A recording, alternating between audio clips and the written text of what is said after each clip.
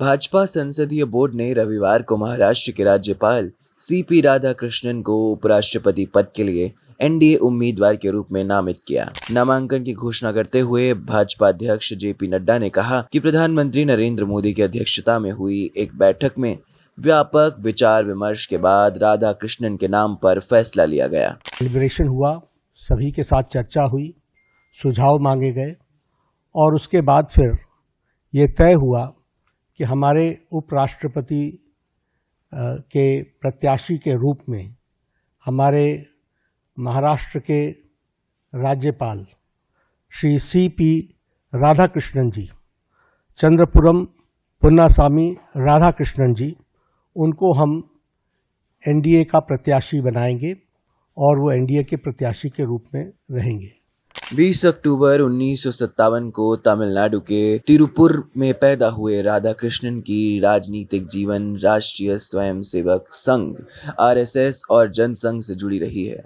CP Radhakrishnan ने 70 के दशक में आरएसएस से स्वयंसेवक के तौर पर सक्रिय राजनीति की राह पकड़ी। इसके बाद वह भारतीय जनसंघ की राज्य कार्यकारी समिति के सदस्य बने और संगठनात्मक कामकाज में अहम भूमिका निभाई।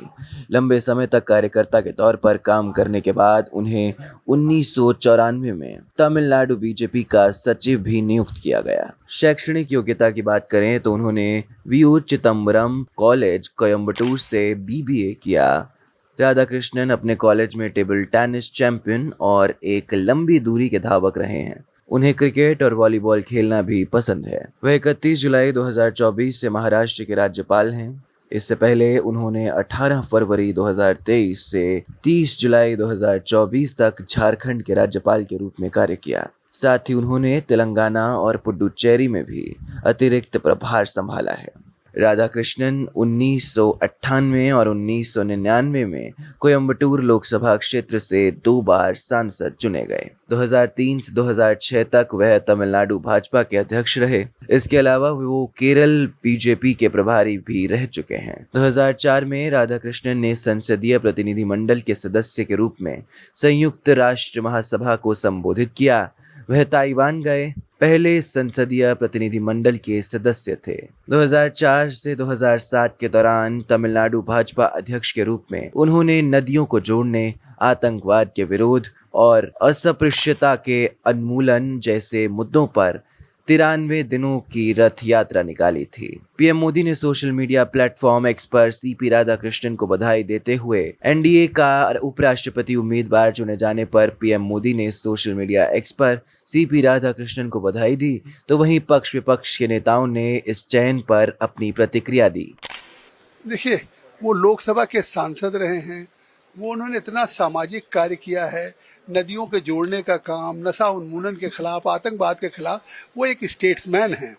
और एक इतने बड़े स्टेट्समैन को, और वो भी जिस तरह से दक्षिण भारत में उन्होंने पूरा 4 दशक का जीवन दिया है, आज हम निश्चित तौर से एक ऐसे अच्छे उम्मीदवार जो महाराष्ट्र के रूप में, इसके पहले कई जगह गवर्नर के रूप में उन्होंने अपने दायित्व का निर्वहन किया है, ऐसे निर्विवाद व्यक्ति को बनाया गया है। तो विपक्ष का काम ही हर चीज पे सवाल खड़ा करना। आज चुनाव आयोग राहुल गांधी से कह रहा है कि सबूत दीजिए, सबूत दीजिए, तो हिट एंड रन आरोप लगा के भाग रहे हैं। तो उन्होंने कहा चुनाव आयोग को ये कहना पड़े कि आप देश से माफी मांगिए तो हमको सबूत दीजिए।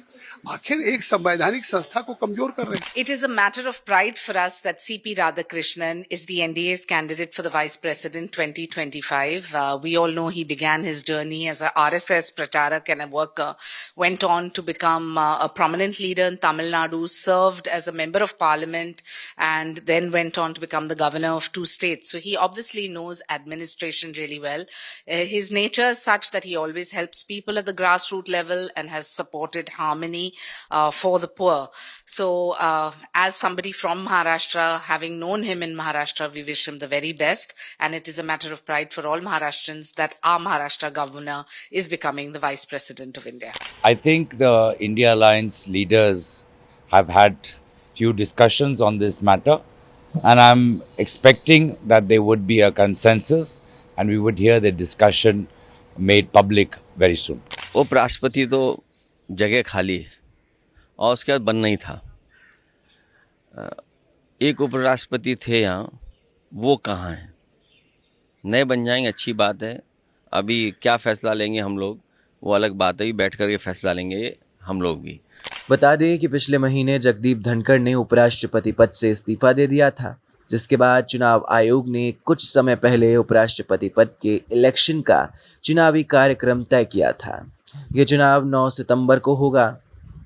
चुनाव आयोग की अधिसूचना के अनुसार नामांकन दाखिल करने की आखिरी तारीख 31 अगस्त है और दस्तावेजों की जांच 22 अगस्त को की जाएगी। Bureau report, ppm times.